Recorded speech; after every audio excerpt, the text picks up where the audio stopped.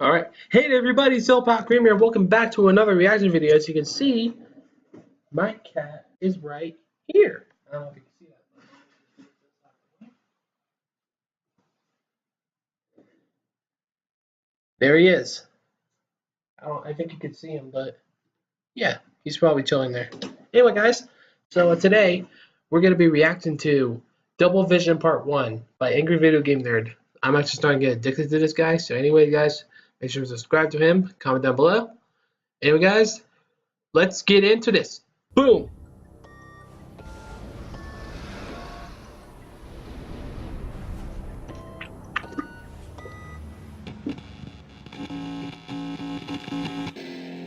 Gonna take you back to the past.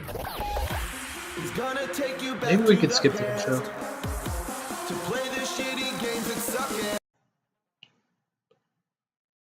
I'm actually thinking about doing the Psycho 6 one next.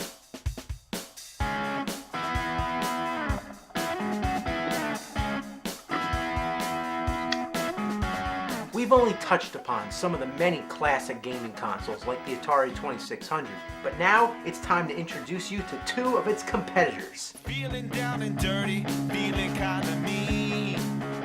Exhibit A, the Intellivision. I've been from one to another extreme.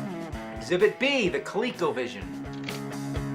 This time I had a good time, ain't got time to wait. Both tried to take down Atari and both had a similar library of games. I wanna Looks stick like me, Mike. around till I can't see straight. It's like today, you got all these games, you don't know which way to look. Fill my eyes with that double vision. No disguise for that double vision. Ooh, when it gets through to me, it's always new to me. My double vision's got the best of me. First, we're going to talk about the Intellivision. It was test marketed in 1979, but officially released in Sorry, it's loud, 1980. guys. Notice its fine wood texture. Everything got back Bubba. then was made of wood. You know the Stone Age? Well, that was the Wood Age. The Intellivision came from Mattel Electronics. Now you know what else they made? The Power Glove. Now that's a bad sign right there, but it was a great game system for its time. Now, I'm going to whip through a bunch of random games, mostly shitty ones, but I'm going to tell you right now, I have 3 common complaints. Number 1, many of the games are very similar to other games, and often they're blatant copies. Number 2, without instructions, they're difficult to understand how to play. Number 3, the controls suck ass. And in this regard, the main problem is the controllers. Why a numeric keypad? This is a video game controller, not a phone. Then there's 2 little buttons on each side, which Wow, I are never usually heard of that fire one. buttons. It's awkward to handle. And rather than a joystick or a control pad of some kind, you get this weird disc. Sometimes in the heat of the game, you can actually jam your fingernail on it. It also acts as a button, so in total, that's 17 buttons. And for games this complex, you really need that many. When you pop in a game, the first thing you do is try every button before you figure out which ones do anything. Most of them don't do jack shit, and it's different for each game. That's why many of the games come with overlays. You slide it over the keys, and now you can see what they do. It helps out, but damn, what a shitload of fuck. And the games barely fit in the Why would I cartridge get a slot. game like It's like that? trying to Why stick would I your get a dick in game console like Cheerio. that, honestly? So this is Space Battle. Sounds promising enough, but okay, what's this? None of the buttons do anything but make fart noises. And the overlay has a bunch of Triforces. Is this where they came from?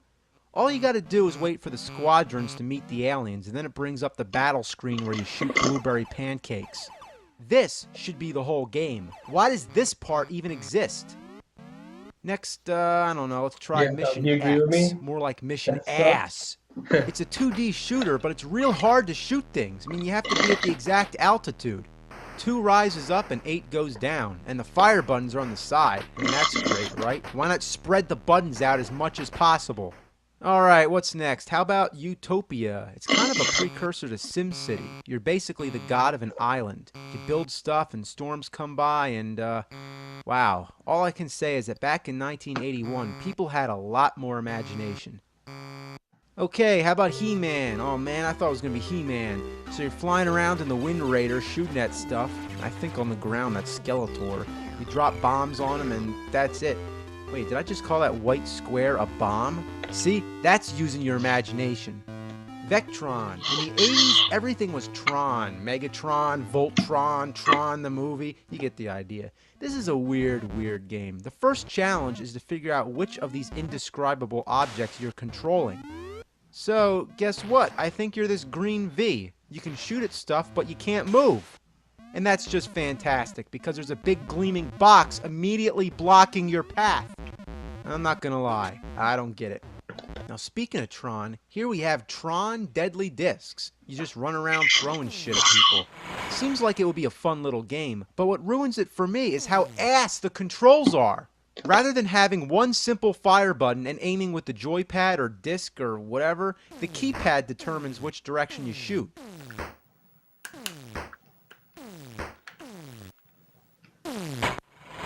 Shit the fuck!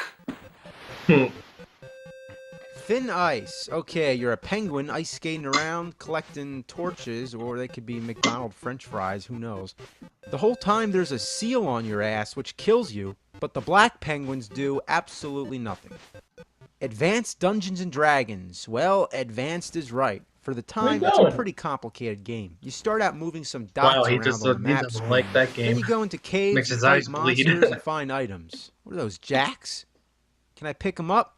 I guess not. The limited visibility is pretty annoying, and without the overlay or any instructions, I gotta admit, I don't know what the hell I'm doing. But this is one of the granddaddies of adventure games. Alright, what do we got here? Space Spartans? Man, what the hell does that mean? A Spartan in space? Was Marvin the Martian a space Spartan?